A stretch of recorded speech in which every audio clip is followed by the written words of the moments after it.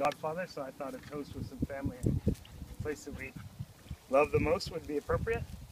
Also, he needs to be welcomed into his other. He's That's been true. welcomed into his Christian That's family. true. He needs to be welcomed into his Rosewell There family. you go. That's the whole logic of a baptism, right? Yeah. In fact, Zach was thinking maybe we should actually get some Weslemkoon water to drink. Actually, I think my exact words were throw him in the lake. We're so sorry, Luke. You didn't have a choice. Zach You don't have a chance. Zach told me he was going to throw it in the lake. So anyway, I'd like to start by proposing a toast to Zach, and then I think Zach is going to say a few words too. What I'd like to say is when Kate and I chose godparents, we were looking for another adult to play a role in the life of our children. And the kind of criteria that we were looking for was A, someone who would actually be there for 18 years.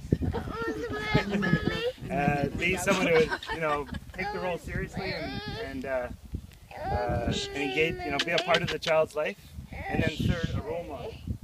So the spiritual component wasn't some front and center. It was more someone that our children could learn from, that leads their life in a way that we find admirable. There were three things that there were three reasons why we chose Zach in particular. He was kind of a shoo-in because in our first few months with Ava here in Canada, living at Mom's place, we're also living with Zach, and he was such a big part of her first year of her life. He's such a baby-oriented guy that we always knew he was going to be a big part of Luke's life as well. But the three criteria that came to mind most were his commitment to family. He's a very family-oriented guy, even now that you're in university, which is usually an age where you're less focused on family.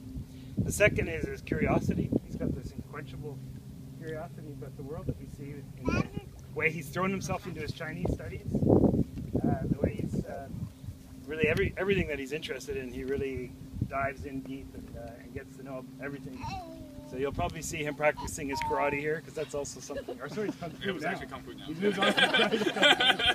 But everything that he comes across, he wants to really get in depth. And I think that's really admirable training.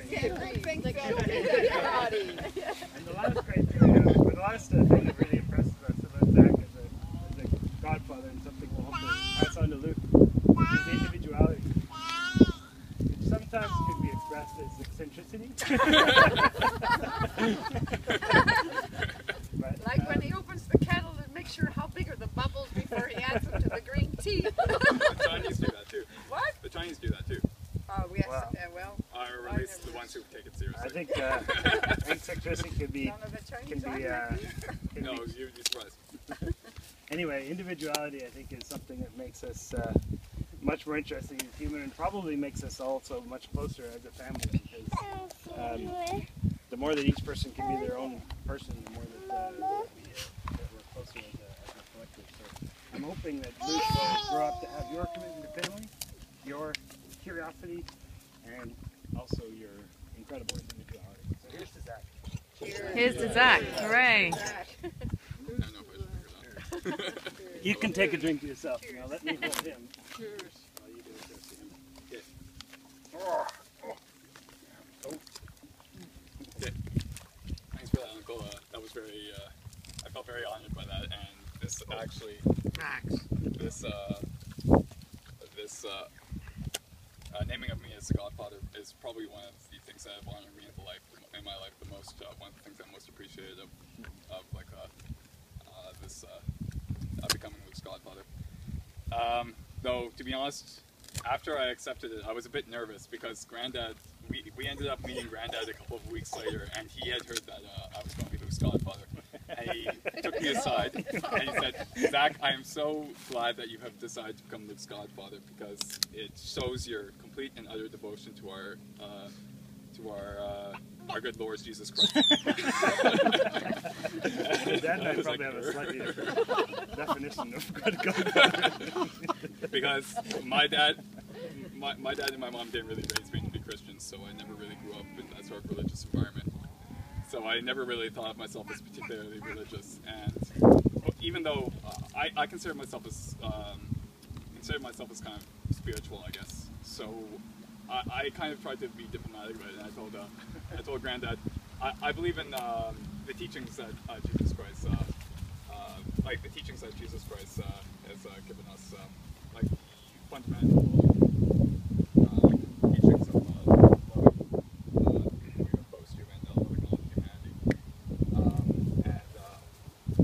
But at the same time, I don't really consider myself Christian. And he said, "Oh, that's all right. That's just God speaking to you in a different way." I was like, "Oh." Actually quite surprising. It was kind of surprising, actually. Very diplomatic. Mr. Philip.